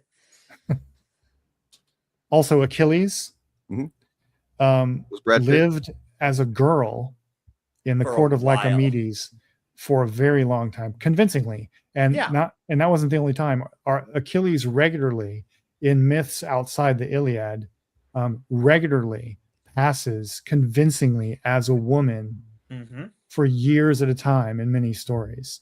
So what Christopher Nolan's doing with his casting is like Easter eggs to other myths, and if you don't immediately get that, you're a filthy casual. Right. It's just like, as soon as I saw that Elliot Page was going to be in this as Achilles, and I'm just like, that is the most inspired casting. Yeah, for and it's not even confirmed that he is playing Achilles, nor is it confirmed that Lupita Nyong'o is playing Helen. Right. They're just in the movie.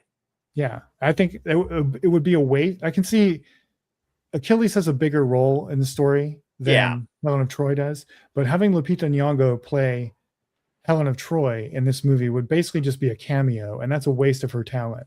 That's So definitely true. I She's a doubt real- she's Unless playing. he's adapted in such a way that it uses her more or something like that. But Well, we do know that it opens with the fall of Troy, which is not in the Odyssey. So he's doing like No. the end of the Iliad as the prologue to this movie. So she might be in that. But That's fair. I don't think Lupita Nyong'o is playing Helen of Troy. She's probably playing someone like Calypso Or Kirky. Yeah, or Kirky or somebody like that. If she's playing Calypso or Kirky, man, the Chuds are going to lose it. You think they're gonna mad lose now? Oh God.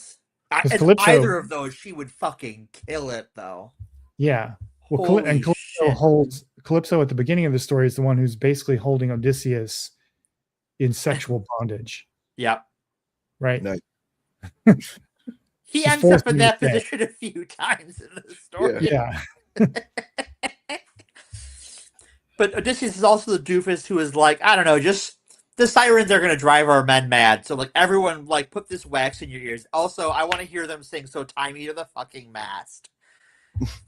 He's a guy. He's one of the guys of all time. Yeah.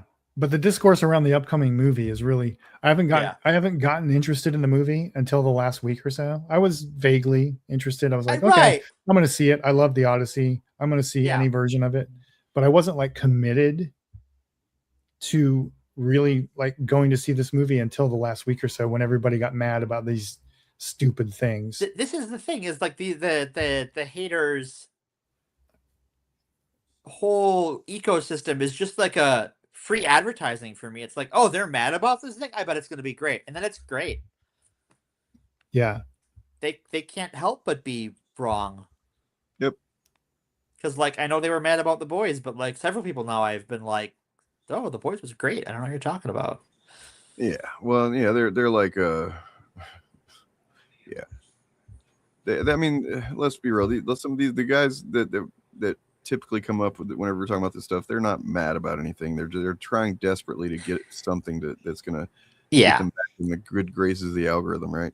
Well, I think they're mad about something. They're just not telling you what they're actually mad about. Right. They're mad that their numbers are down. They're mad. The problem is they haven't had another Last Jedi. Well, they're mad that white people are going to be a minority in this country by 2045. There's that That's what they're actually mad about. Yeah. And they know they can't stop that from happening. So they're trying to burn it all down before we get there.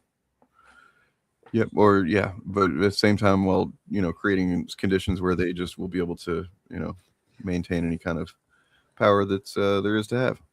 And now I have bought that audiobook, Bob. Thank you for that. Nice. I was just like, I need a new audiobook. The introduction is dense. Oh, I bet.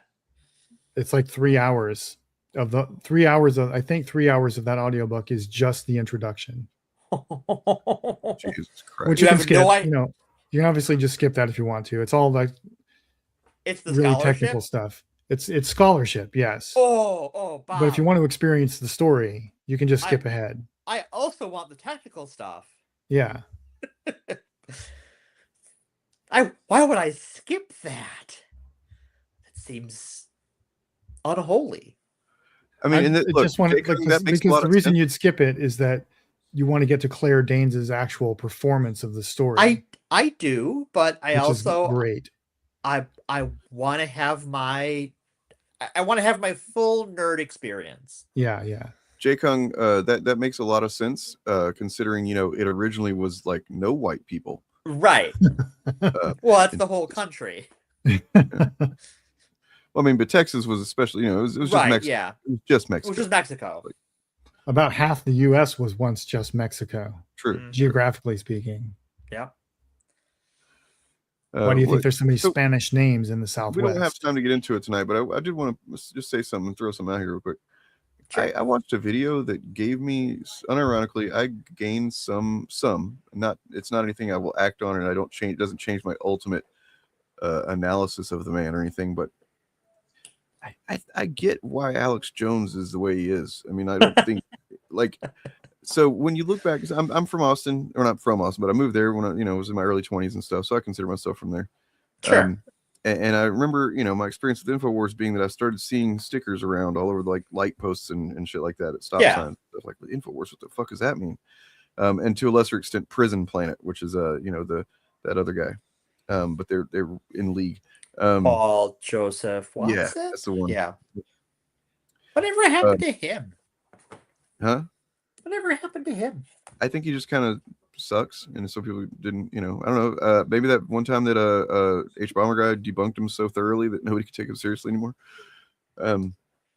Which I think was maybe my first kind of bread tube video ever, was that H Bomber guy. Does that one? Where he talked about the soy and everything, like fucking. I was like, oh my god, man, he's using science to fucking make this guy look stupid. This is amazing. Yeah, his soy video was the first H Bomber guy video I ever watched, was the soy one, and that thing was fucking brilliant. Really good. And then of course punctuated every once in a while by him just tearing through the wall, which is like, I don't know why this is happening, but I love it. Foreshadowing is a literary technique. No, but like, Alex Jones, he was in the movie Waking Life, which came out in like, I think 2004, which is a rotoscopic animated film by Richard I Linklater. remember that. Yeah, Art Bell was in that too, wasn't he? Yeah. And that's a name I haven't heard in a long time. And Keanu Reeves, if I'm not mistaken. Well, no, you're thinking of the one he did after that, which was the adaptation of A Scanner Darkly. Oh, right. Oh. Which is also a very good movie from memory. Maybe it's not as good as I remember it, but it was definitely a cool, novel thing. That, hey, dogs. There's a lot of good dick pics out there. Nonetheless, that's true. So Alex Jones started out with for one thing, in hindsight, there are some things that we can look at and Alex Jones used to say and used to be on about that everybody dismissed him, including myself, about. And now we're kind of like, oh, wait, he was onto something there. You know what I mean? Like he was appropriating something. But I don't think he was. So I think that at a certain point he started huffing his own flies or started to smell his own farts. But I mean, like, I think he got a little bit too full of himself when basically whenever he confirmed that the Bohemian Grove is a real thing, and then he just kind of like let his imagination run with what was really happening there, I think. And then from there, that was just and because that was successful for him and made him a name for him, he just kind of kept going down that road. But like I don't know, I watched this video and it just kind of went back to his origins and stuff, and it's like I can see a different version of his life where like he came out a different guy and like was like on the right side of things, and it's kind of bizarre to realize that that we all make our choices and we all there's some parallel universe where Alex Jones isn't right. Like this could be the anomaly, and maybe he is just like a truly great guy in every other reality. He's Zoran Mandani in every other timeline. Yeah. Yeah. Somehow that's what I've always thought about Alex Jones and people like him, is that it's not that the for lack of a better word, the conspiracy they're pointing at isn't real. It's that they misunderstand what's going on. Like the Bohemian Grove guys, the problem there is not that they're like dancing naked around an owl or whatever the fuck they're doing. It's that they are planning the world economy. Yeah. At the expense of the rest of us. That, but I mean, he would talk about that kind of thing. So that was something it wasn't just that they were doing some kind of immoral, shit at the party. He understood and he talked about that. So like, it is kind of, it's weird. Just if you were to see some of these clips, I think it was jarring to me to realize that he was just saying some legit stuff. He talked about Epstein way back in the day. Talking about Epstein and the pedophile ring, but it's like that was one of those things that sounded kind of crazy. Like who's this Epstein guy? He's got a Jewish name too. You know what I mean? So that's easy to fucking dismiss. At least that's what what I probably would have done if I would have heard him say that. Like, he's talking about Jewish. That's what I did. Yeah. Like I experienced genuine ontological shock when the scope of the Epstein thing finally, we still haven't seen the full scope of it, but like when we started to get a hint of just how big this really is, it was like I was like, oh God, Alex Jones was right. You have to shuffle your perspective a little bit whenever you really start taking some of this stuff in. It's like, anyway, Harrison James, it was me who said this, and I stand by it. Yeah, Alex Jones would make a hell of a voice actor. It's true. He was. he had- So in that Waking Life segment, I'll try and find that in a minute. Actually, he's playing himself basically, but he's gets arrested and he's ranting in the fucking jail cell while he's presumably drunk, and he's like literally turning red as he gets angrier. It's fucking great. But yeah, that's a cool movie. Fucking Richard Linklater, man, maybe one of the most just diversified directors, or the most diversified director ever. You ever look at his output? It's kind of crazy. Yeah, that's a name. Like Richard Linklater is a name that I know I should know, but I can never remember any of the movies he made until people if you've point ever them seen out. the objectively the best romance films ever are the Before Sunrise, Before Sunset. Yeah, those are great. Julie Delpy and stuff. Those are fucking fantastic movies, and those are all him. He also did the Boyhood movie where it's like, followed that. Right. Yeah. So there's that. He also did, he's done like a comedy with Jack Black and Will Ferrell. He's done, he didn't do School of Rock, did he? I don't know if he did. Let's look up his movies. So my daughter's mother, whenever I used to be with her, whenever my daughter was held for, when my daughter was born, her mom, my ex's mom, lived out in the woods outside of Austin, and her property butted up against the back of his property, and like we would be out there sometimes, and I just see people partying over there and stuff, and I'd be like, man, I bet there's some fucking actors over there. Like he's good friends with and constantly casts, people like Keanu and whoever else. Yeah. Okay, I'm looking at his filmography here. I at least recognize the titles of all of these movies. I've seen many of them, like Suburbia 1996. Yep. Hitman 2023 with Glenn Powell. Fast Food Nation 2006. Yep. He's done. Yeah, he's made a lot of Waking Life, Scanner Darkly. He's made a lot of a diverse range of movies. I don't think he has like Dazed and Confused is definitely the first one that I remember seeing and being like, that was a fan of that one. Slacker, yeah. Yep.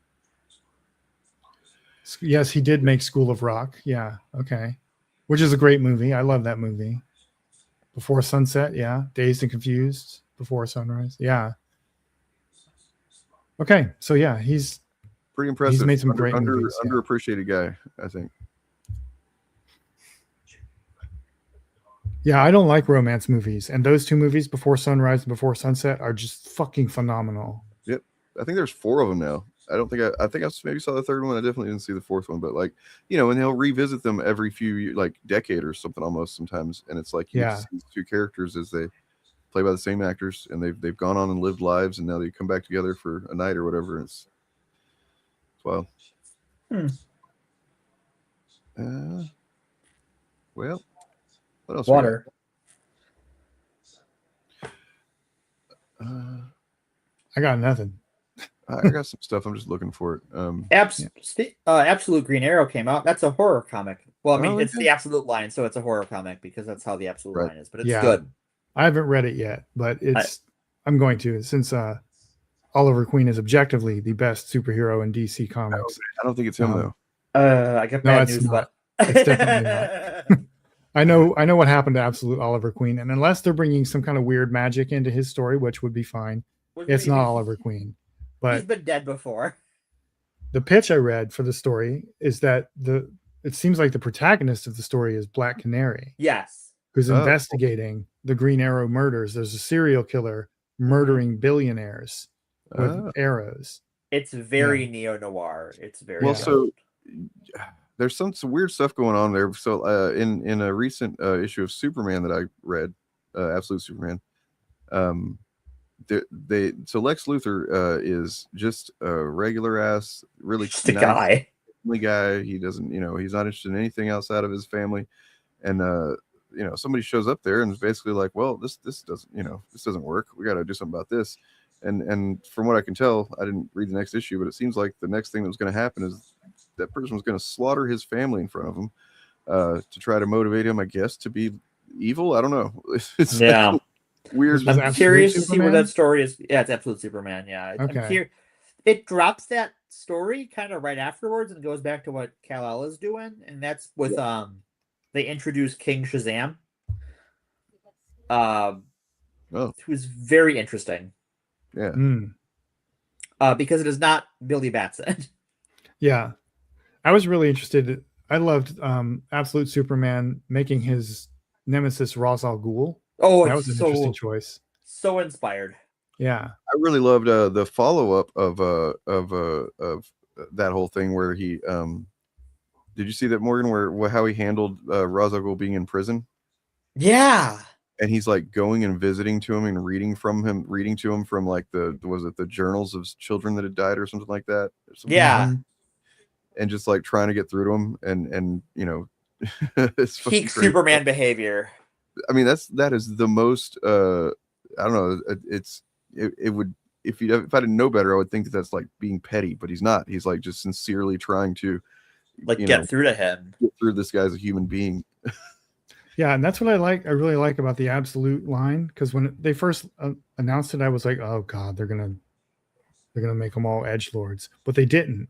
They didn't. No, they kept Absolute Superman is Superman. Like his morality is the same. Superman in some way. So I just caught up on Absolute Batman. Yeah. Killer Croc's story.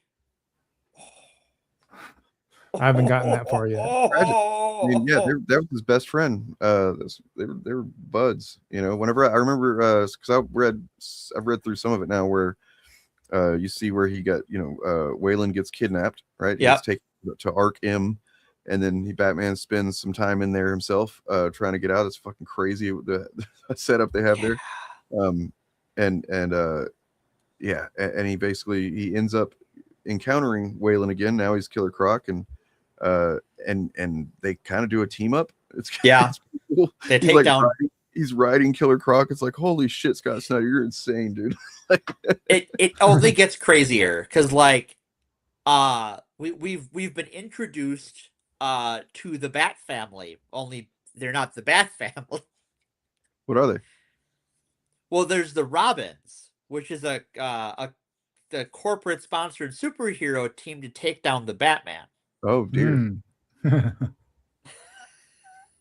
So everything has like every element is almost like has a degree of every normal Batman element is like kind of twisted to be yeah.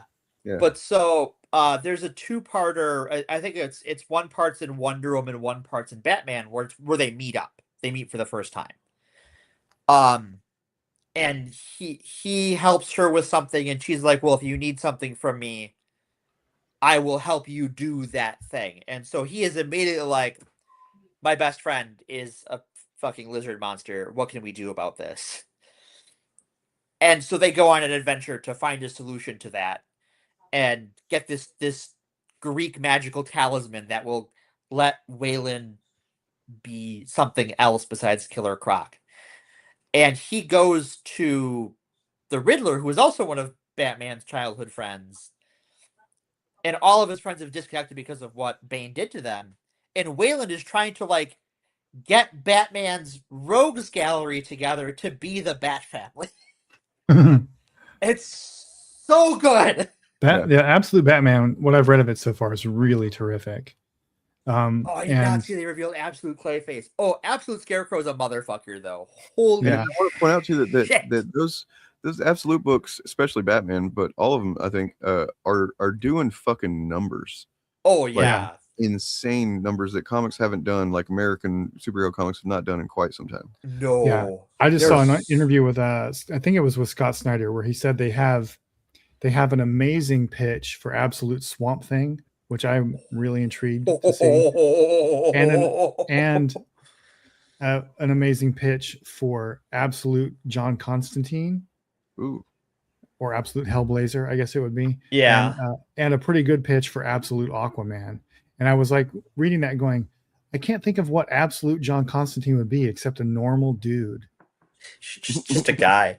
Well, we got Absolute Zatanna in Wonder Woman. God, the Absolute line is so... If you're not reading the Absolute line, go out and do that. However you have to do that. But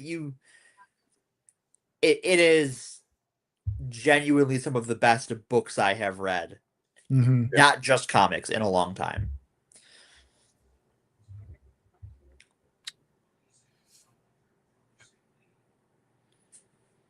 Will? Well, on that note. Yeah, on that note, I guess I don't know. I might want to stream tomorrow. I don't know if you guys want to jump on. You're welcome to. But Yeah, if I'm see what I'm up to, but yeah. I don't want to talk about it. I'm just tired tonight, so It's late. Yeah, it's what 10:30 where you guys are at. yes, it is. Yes, it is. Yeah, that's like a human bedtime for humans, which I am. That's close to my normal bedtime for throughout the rest of the week because I'm Yeah. dinner probably 9 to 5-er. Yeah. Yeah, you're a human. I do have a cover song that I did that corresponds. I said there was a theme of disillusionment. I have a cover song that I recorded, and then also another one that's my song that I could play. So I'm gonna play both of those as we get off of here. We'll say goodbye, and then I'll just let those play. And anybody wants to stay around and listen to them, you're welcome to do that. The first one is going to be a Perfect Circle cover song called "Illusioned," and it was hard. It was fucking hard to do. Subscribe to Bob of the Old Way. Subscribe to Armchair Karate Guy. Is that what it is? Karate Guy? Yes, No. Armchair Black Belt. Like it says on the icon, yes. Oh. Reading Yeah. the thing describes the thing. Here's this. Donald.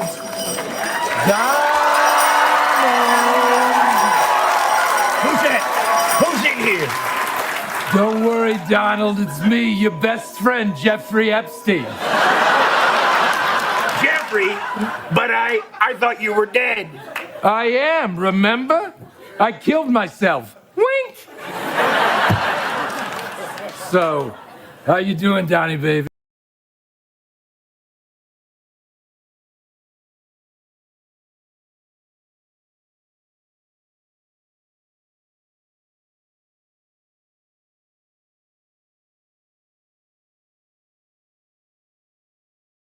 We have been overrun by our animals.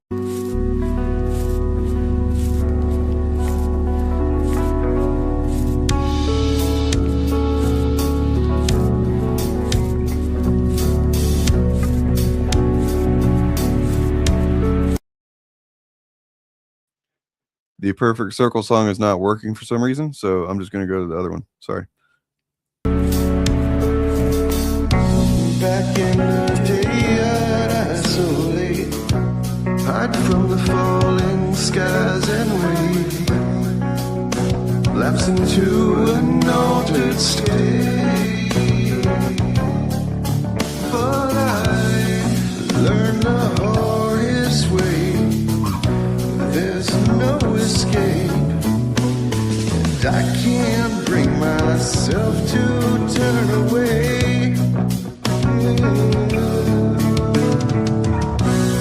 What if the rebels and renegades never arrive?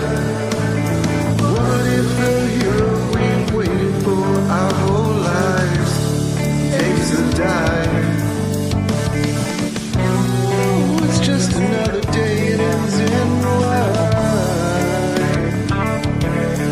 Just another doomsday gone by.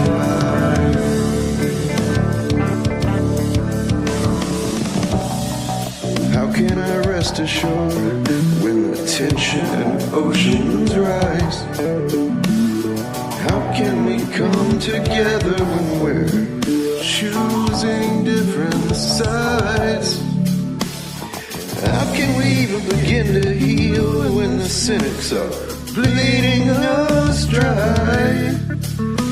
Divided we stand against a sinister design. What if the rebels and renegades never arrive? Or what if the hero we've waited for all our lives takes a dive? It's just another day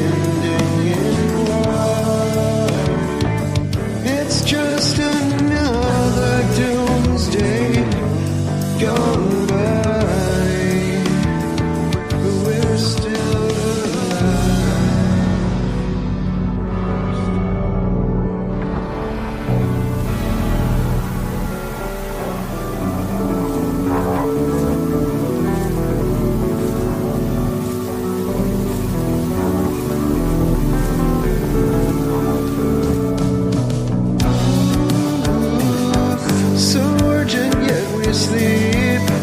Oh, the rabbit hole is way too deep.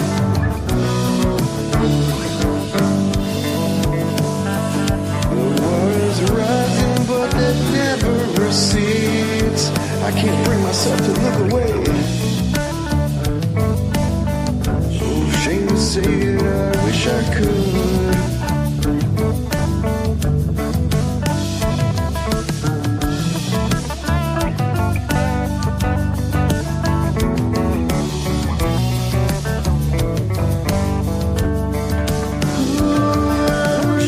Say that I wish I could close my eyes and my heart for good. Yeah, I'm ashamed to say that I wish I could close my eyes and mind and heart for good. What if the rebels and renegades were here the whole time? What if the hero we waited for was you or I? Oh, it's just another day ending in wine. It's just another doomsday gone by. We're still alive.